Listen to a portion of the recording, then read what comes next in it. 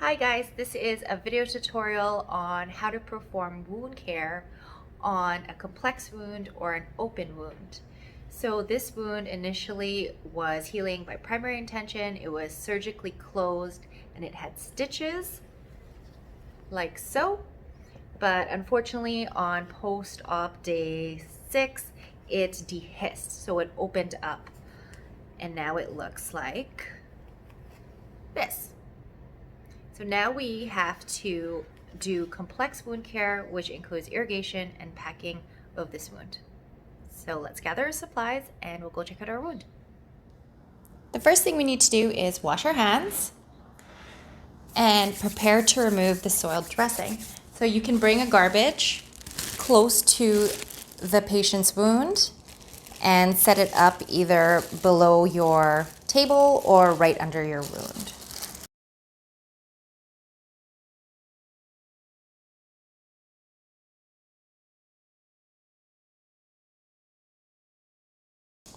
Next, I want to get a disposable blue pad and place it under my patient, and that's gonna have them ready for irrigation. So right under their wound, so any irrigation liquid will go off into the drainage pad here. Okay, next I'm going to don some clean gloves and remove the soiled dressing.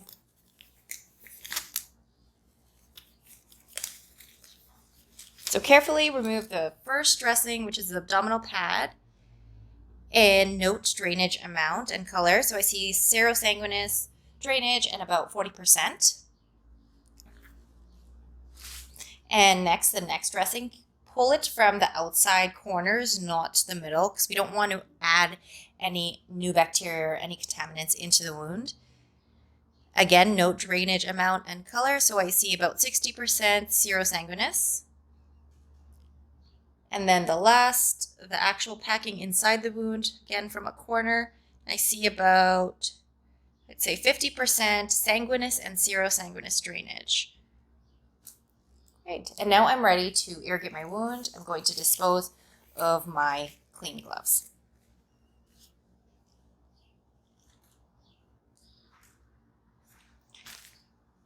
So wash your hands again. And now you're going to prepare your irrigation supplies. So for irrigation, we're going to need a 20 cc syringe and IV cannula. So this is a 22 gauge. And you're going to need your drainage container and some saline solution. Okay, so you're going to don new clean gloves to prevent any splashback onto your actual hands. And then prepare your equipment. So what you want to keep sterile is the solution inside your syringe. So this is a regular IV cannula. Take off the lid, press the button, and it leaves you with a plastic piece. So I'm not going to press the button because I want to reuse this. So there's my plastic piece. Make sure to keep that piece sterile there, but the area that I've touched is no longer sterile. Same thing with my syringe. You want to keep the end sterile as you connect so that the solution flowing inside remains sterile. Okay, so that is still sterile. So I want to open my solution container and draw fluid, normal saline, and you want about 20 to 30 mils because we're going to irrigate until the drainage runs clear. Okay, so my solution is sterile and I'm ready to irrigate my wound. I'm going to start from the middle and have a steady flow and irrigate my wound, making sure to stay inside the wound. And I'm doing this until I see my solution running clear. And I'll say it's beginning to run clear here. So my irrigation is complete. I can dispose of this in my garbage. And my now dirty gloves as well. And all the rest of my supplies.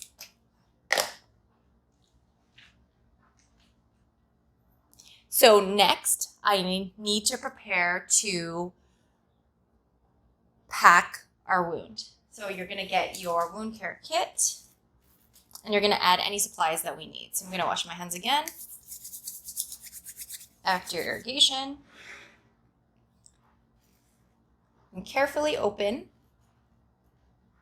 making sure not to touch anything in the center as you open it. And here I'm going to square up my field.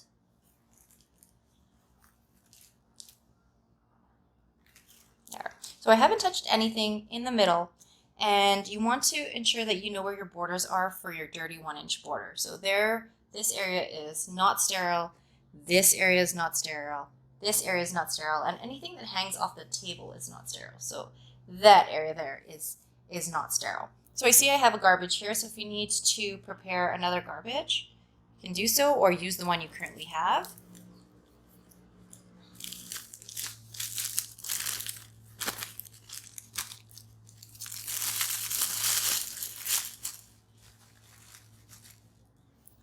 And I see I have a sterile drape here. So if you need to extend your field or you need more space, if it's a bigger complex wound, you may have to use this. Otherwise, carefully remove it and dispose of it if you do not need to use it, making sure not to touch any of the other sterile supplies. Yes, I'm just going to put it over here because I do not need it. So next, I am going to get ready to put on my sterile gloves. But before I do that, I need to add any extra supplies that I may need. So I know I need some sterile Q-tips to pack. Remember, when you wing your packages, wing them, don't rip them, and wing them away from your field and away from your wound.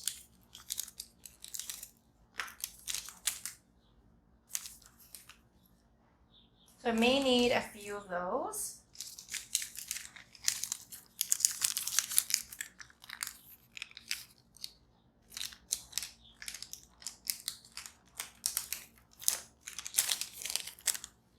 Remember to make sure to drop everything within your 1-inch border.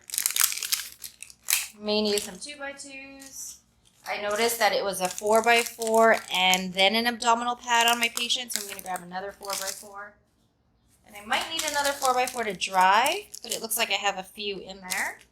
I'm also going to need some form of measuring device to measure the depth, width, and length of my wound. So I can either put this somewhere that I can visualize it, or I could also use paper ruler tape. So this is not sterile, so I have to put it not in my sterile field. So maybe I will put it up here as well. Okay. I also will need an abdominal pad, but I do not need to be sterile to do that, so I will leave that off to the side for now.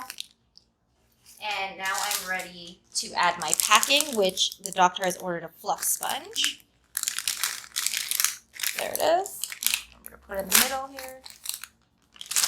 And I want to remember to put in my sterile saline into my cup there. This. So if I find that my cup is hidden, I need to open sterile instruments such as cotton swabs, cotton sticks. So I'm touching this top area here, but the rest of it will be sterile, and then I can move items so that I can see my med cup. Okay, so this needs to go in the 1-inch border as I've touched half of it. Okay, I'm now ready to pour my saline. And if your tray has a compartment, you could directly pour your saline into the tray. Now I'm ready to begin packing and putting on my sterile gloves. So I'm going to wash my hands again and move my sterile gloves so I can grab them.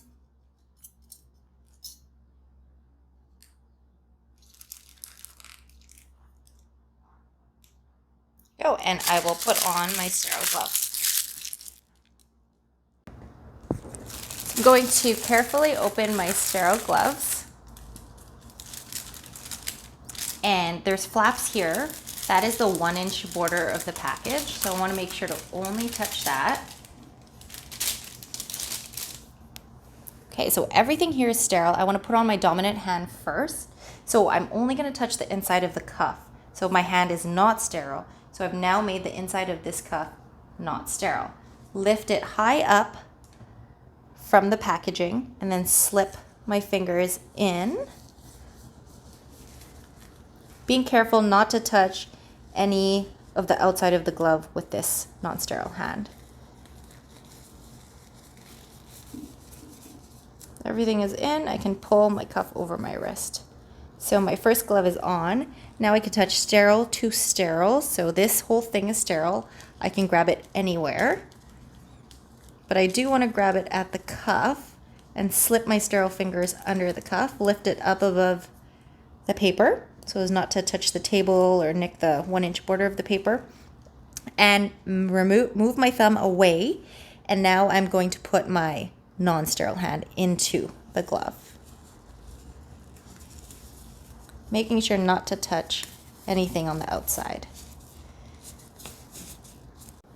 Now that I have my sterile gloves on, the first thing I need to do is just lap up and dry any of the wound area. So I'm going to just take my 4x4, and I could touch anything here, okay, because I have my sterile gloves on. So I'm going to take one of my 4x4s here,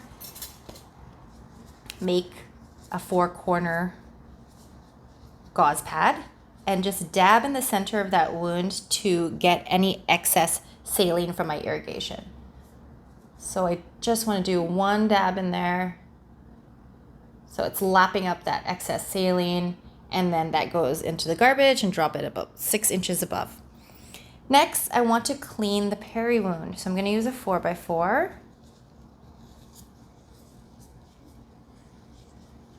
Clean and dry the peri wound.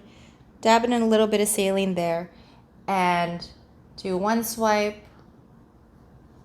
garbage, and then do another swipe on the other side.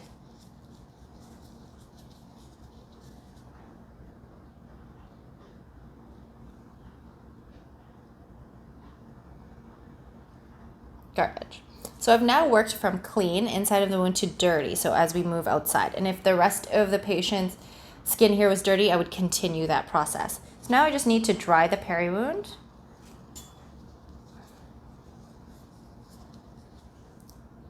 And I'll just do one circle swipe around to dry. Garbage. Okay.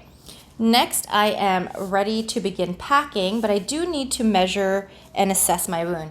So I want to look for any redness. I see redness inside the wound. I don't see any of the peri wound. Edema, no edema. Drainage, there's currently no drainage. There's just drainage on the dressing. No necrosis or no foul odor. Next, I want to measure my wound dimension. So I'll use one of these Q-tips that are sterile, and I will measure the length. So the length is about that much, and I'll go above my ruler, and I can see that it is about 11 centimeters length. Then I can measure the width. So it is about there, and I can see that the width is about 4 centimeters, and then I want to measure the depth. So I'm going to put it there. That's the depth, and the depth is about 2 centimeters. So I want to note all those measurements, and now this is dirty. Okay. Next, I am now ready to pack my wound. So I will take my fluff sponge, and the packing order is moist, wet to moist dressing. So I'm going to soak it in my saline.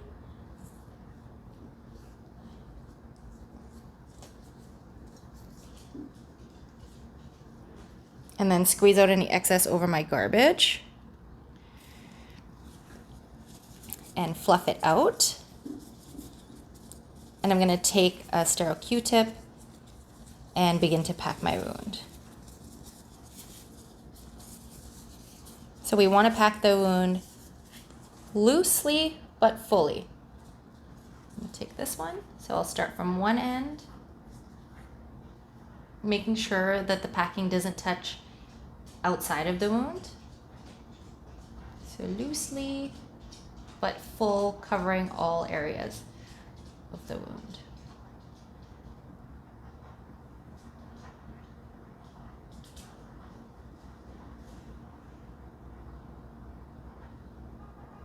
Like so.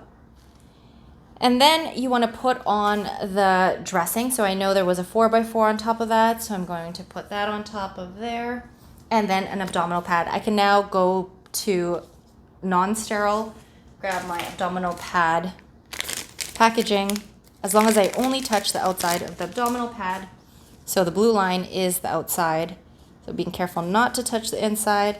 And then I can place that on top. And then I can now use some tape, which I am no longer sterile, but the tape is on the outside, so that does not have to be sterile, and tape the rest of my patient's wound onto his leg.